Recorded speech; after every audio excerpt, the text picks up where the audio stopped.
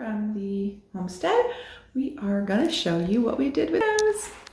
Roger's been working on this for 2 days and I think we finally have it. Okay, so you can see up here, look at that. I'm gonna paint it. I'm gonna paint everything except for the windowsill. It's a piece of cherry, so I wanted to highlight that. I'm just gonna varnish that or put some linseed oil. I haven't decided yet. I'll probably varnish it just for extra protection right there on the windowsill. But everything else is gonna be white, and against this gray, it's gonna look sharp, so look awesome. I'm very proud. It was a lot of work. It doesn't seem like it would be. It seems like you could just, but it's a puzzle behind there. You can't really tell when I paint it, you know. I think I'm gonna, I'll probably caulk these right in between these two pieces. I can do some white caulking. But we'll see. I'm gonna paint it first and then I'll look at it. I mean, it may just be moot, but that looks so much better. It feels so much better. This is proud apple peeler core slicer. It's a little table for it.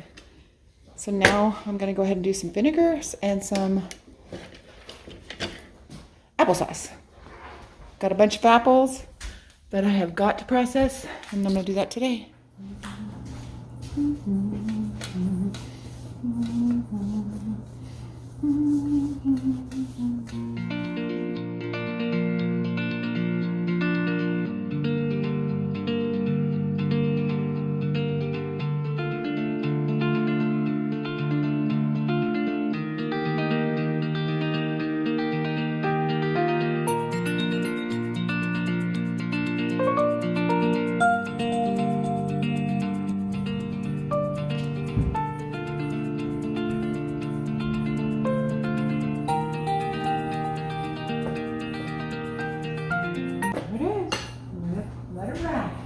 Let it rise, let it rise, let it rise. Welcome to the Homestead. Tonight what we're doing is we're using the apples we have to make some apple cider vinegar. It's called apple scrap apple cider vinegar, and we're going to be using the apples to make some apple butter or some apple sauce. So what I'm using, the tool I'm using today is called an apple peeler core slicer. I've used this for probably 30 years now. Oh, maybe longer, I'm not sure. I've always had one of these stands, but for some reason I misplaced it. So today, Roger built me this stand so I could actually do these apples today and not take forever. You can attach it to like a pull-out cutting board, but I don't have that here either. So what we're doing is you just take it and you apply it to the post, and then you just quickly.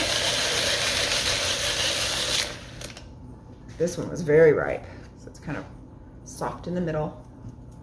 Didn't do it as perfectly as I would hope, but it still did a good job. You can see the rings that it makes. It peels it, cores it, and slices it all at once. So what I'm going to do with the peels and the cores and anything that looks yucky, it goes inside the apple scrap for apple cider vinegar. So we're going to put that in there. This one's already ready. This one, I'm just going to go ahead and fill it to about almost full, probably about 1.5 inches from the top. And then we'll have 2 batches of vinegar going at the same time. So again, I'm going to just pull my rod all the way back, put my apple on, slide it back forward. This is a Granny Smith apple. This one's going to be a lot firmer than the last one. And you just quickly, this is so much faster than doing this by hand. I can't imagine doing it by hand anymore. Makes a little click. I know it's done. Pull it off. Then we got an accordion. So I usually just take off the first or second one that has the peeling, so I'm gonna have to worry about going in and doing anything else once I stick it in the bowl. These things are all ready to go. These go right inside the apple scrap for my apple cider vinegar. And then you take the apple core and you shoot it across the room at whoever's closest to you. At least that's what I've been doing. Pretty fun.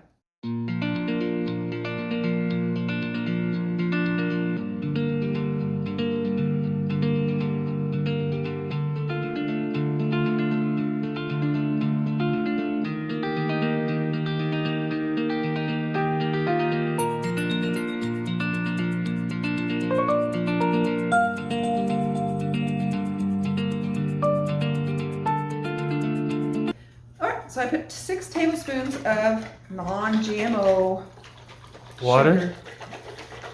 6 tablespoons of sugar with 6 cups of water. And I'm going to try to mix it. You don't have to record me mixing it. Ooh, the bread smells good. Still not dissolved. So we got the scraps in here. Not quite all the way full. It needs sugar because yeast will start to grow in here. It's called the mother. And we got to feed the mother. Sounds like an alien movie. So that it does what we want it to do. Let's see.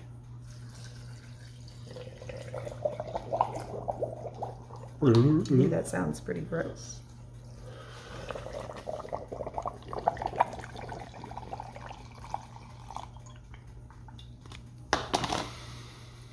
It's a very satisfying sound. Yeah, like something going down the drain. So basically, once I put I fed the mother with the sugar. I put a couple of these pieces of apple on top to kind of hold down the rest of the ferment. And then when I get ready to take the vinegar out and drain it, I can just take those off so there's no mold on anything that we're going to be using. What I'm going to do is take some cheesecloth. If I had extra towels, I used all my towels for all my ferments and all my kombucha, so I don't have any extra towels. But I'm going to use the cheesecloth here to keep stuff out of there, basically. There we go. So there's this one, and then now... It looks like pineapple. It does look like a pineapple, because that's how pineapples are sliced. Really? Yeah, I didn't know that. they're sliced just like that, honey. I thought there were chunks too. There are pineapple chunks, and there's some called tidbits too. Yeah. So there it is, nice and protected. Nothing can get in it. And now I'm going to put it in a cool, dry spot or warm, dry spot. And which one is it? Cool or warm? Actually, going to be warm. This is like room temperature warm. So I'm going to stick them back here where they won't be bothered for 2 weeks, but you can leave them up to 6 weeks and they'll